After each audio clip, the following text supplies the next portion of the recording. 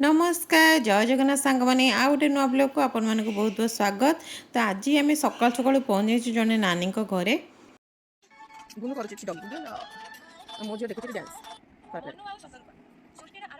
तापर टिके मजा मस्ती पर आम चलू सकाल ब्रेकफास्ट करने। तो ब्रेकफास्ट थिला चटनी ता सहित थिला तरकारी आ बहुत ही टेस्टी देखा जाउतला। ऑप्शन ने थिला बहुत सारा ऑप्शन थिला जमती कि इडली बरा ता सहित थिला चकुली कोको भी ये रेडी खावाई।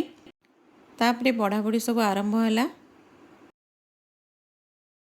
आम तापर चलू सब खावाई। तो देखु मोर थिला तरकारी ता सहित चटनी पिठा बरा सब मुझे टिके आनी बास समस्ते खियापिया तापर सारू खियापिया सारापर बाहर पड़ू जो फंक्शन थिला से जीवाई। तो से रेडी हो सब नानी मैंने भी आसिक पहुँची गले तापर एका संगे समस्ते बाहरलु।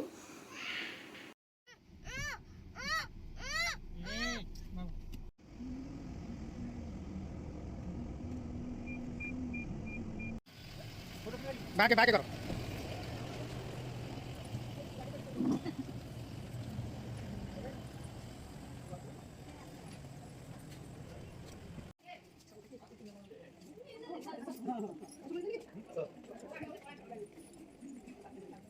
धना ए सियार पर पड़लानी हेठी हेठी से सेपटे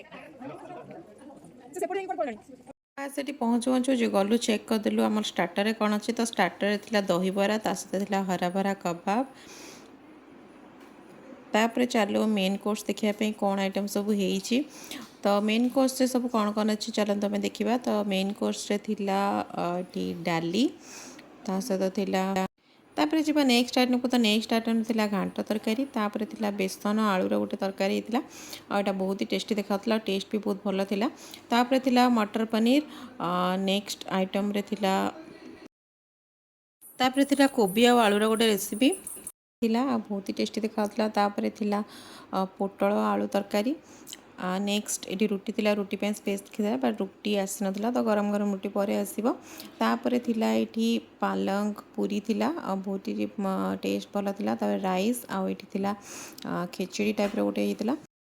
तापर एपटे थुआला सालाड आइटम सब थुआला सहित थिला आचार। तापर चलते चेक करवा कौन अच्छे आज स्वीट डिश रे। तो स्वीट डिश रे सब अच्छी जिलापी जिलापी केते बढ़िया डिलीशियस देखा तापर थिला ये मालपुआ ता सहित थिला रसमलाई।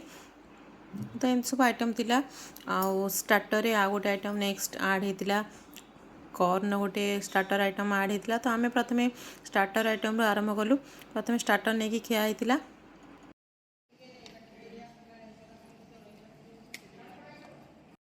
तापर रही न पारी स्वीट डिश खिया होता। स्वीट डिश खियाला अपेक्षा करके बसती केतबले स्टार्ट हम लंच प्रिपेरेसन कारण मत करूला बहुत भोक मुझे जगी बसती केतबले मैं खाइबू लंच।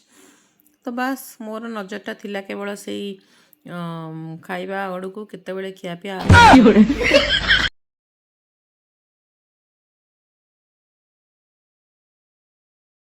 सब अपेक्षार अंत घटला। तापर फाइनली आम नहीं आसलु आम खावाई लंच।